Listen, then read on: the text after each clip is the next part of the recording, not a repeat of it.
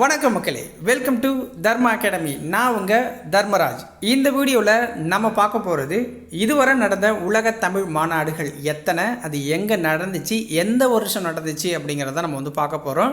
வீடியோக்குள்ளே போகிறதுக்கு முன்னாடி மறக்காமல் இந்த வீடியோக்கு ஒரு லைக் பண்ணுங்கள், ஓகேவா? வாங்க வீடியோக்குள்ளே போகலாம். ஃபஸ்ட்டு முதல் மாநாடு எங்கே நடந்துச்சு அப்படின்னு பார்த்தீங்கன்னா கோலாலம்பூரில் தான் நடந்துச்சு, ஓகேங்களா? ஸோ கோலாலம்பூர் மலேசியாவில் நடந்துச்சு 1966. உலக தமிழ் முதல் மாநாடு வந்து 1966 நடந்துச்சு கோலாலம்பூரில். இரண்டாவது மாநாடு பார்த்திங்க அப்படின்னா 1968 சென்னையில் நடந்துச்சு. 1968 சென்னையில். மொத்தமாக 3 இந்தியாவில் நடந்திருக்கு, ஓகேங்களா? சென்னை, மதுரை, தஞ்சாவூர் நடந்திருக்கு.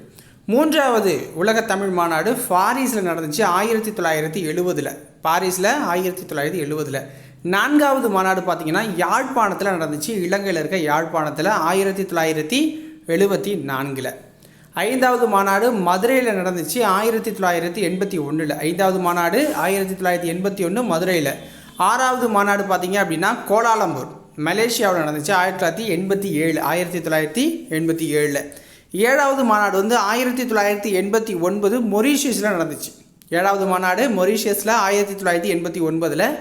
எட்டாவது மாநாடு 1995 தஞ்சாவூரில் நடந்துச்சு. எட்டாவது மாநாடு 1995 தஞ்சாவூரில் நடந்துச்சு. ஒன்பதாவது மாநாடு இது வந்து பார்த்திங்க அப்படின்னா கோலாலம்பூரில் மலேசியா, அதாவது 2015 நடந்துச்சு. 2015. பத்தாவது மாநாடு பார்த்திங்க அப்படின்னா 2019 சிக்காகோவில் நடந்துச்சு. சிக்காகோவில் 2019 நடந்துச்சு. 10வது மாநாடு தான் கடைசி மாநாடு. தமிழகத்தில் இந்தியா கம்பைன் பண்ணாலே 3 தடவை நடந்திருக்கு. அது 3மே தமிழகத்தில் தான். தஞ்சாவூர், மதுரை, சென்னை. அதை நோட் பண்ணி வச்சுக்கோங்க, அதுதான் ரொம்ப ரொம்ப முக்கியம். அடுத்தது செம்மொழி மாநாடு ஒன்று நடந்திருக்கு 2008 கலைஞர் பீரியடில் தமிழ்நாட்டில் நடந்துச்சு, ஓகேங்களா? ஸோ அதையும் நோட் பண்ணி வச்சுக்கோங்க மக்களே.